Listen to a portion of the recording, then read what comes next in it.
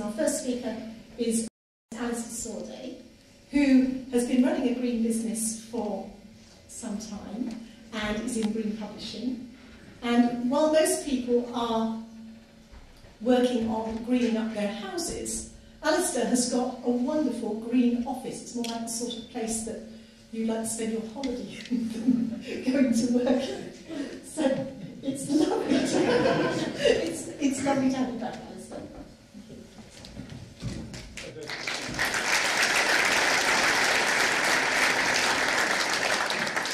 Well, one of the reasons for being green is it's quite fun, and we've seen some people in the front of the audience here. Why did they put the Dodgers people in the front? We did have a fantastic party in my offices a while ago, and I somehow feel if you're green, you've got to work really hard to enjoy it, and to have more fun than anybody else. I'm going to talk about why one should run a green business and how we do it. And I mean, the answer is in a way, why not? There's a lovely story about an Englishman who went to New York, and he went up to the first New Yorker he found in the street and said, "Excuse me, I'm terribly sorry to interrupt you, and I know you're busy, and I'm rather confused. I've only just arrived in New York, and I'm trying to go to Times Square." And the man said, "So, go." It's quite simple, really. Because I've got 6 minutes, I've concocted 6 reasons for running a green business. One of them is it's fun. Another one is it's important. I don't have to tell you how important it is. That's F for fun, I for important. The next one is S for it saves money. Well, this hasn't actually happened yet.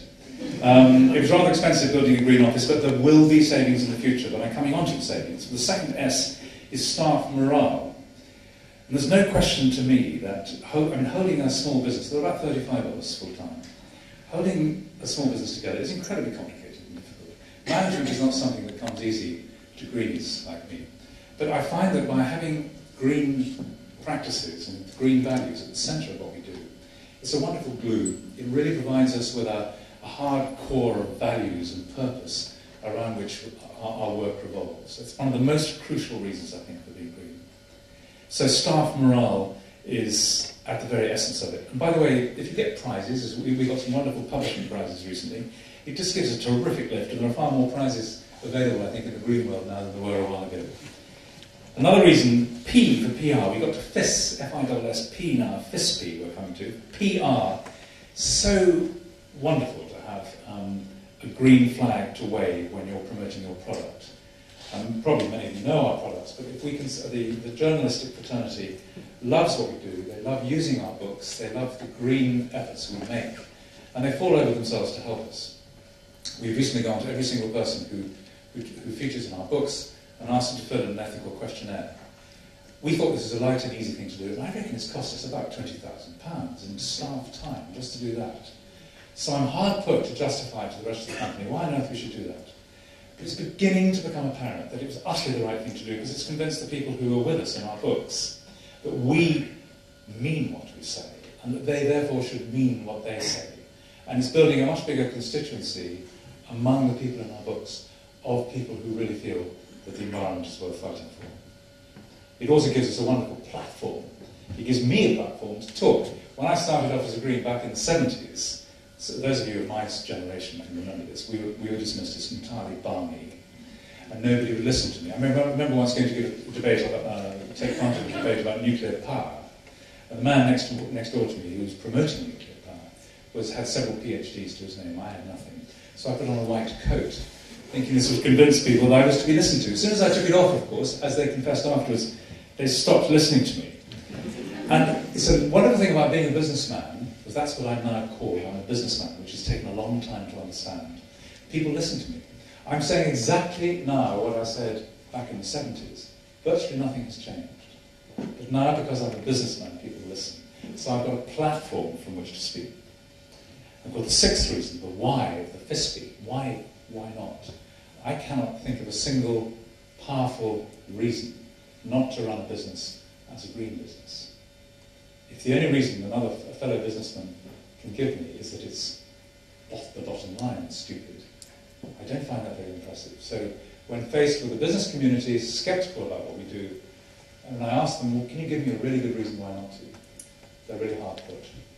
Now, a quick word about what we do. Well, we're having a huge amount of fun learning about how to be green. And when we moved into our new green offices, I thought we'd done it. In fact, I stupidly stopped measuring what we were doing, which is so silly because we're learning all the time. Transport, we have gas-powered cars for our inspectors, and we have a little car that runs on recycled cooking fuel. Food, we only allow organic food into the office. And the net result of that is that nearly everybody who works with me now is eating far more organic, and hardly anybody goes to the supermarket.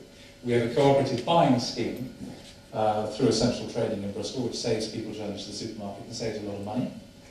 Energy, we get our energy from good energy. Water, we save our water and pump it back into the loos and showers, and that's standard practice with any green organisation. The office itself is a joy to work in. I never realised when I was designing a green office that it would be such a delight to be in.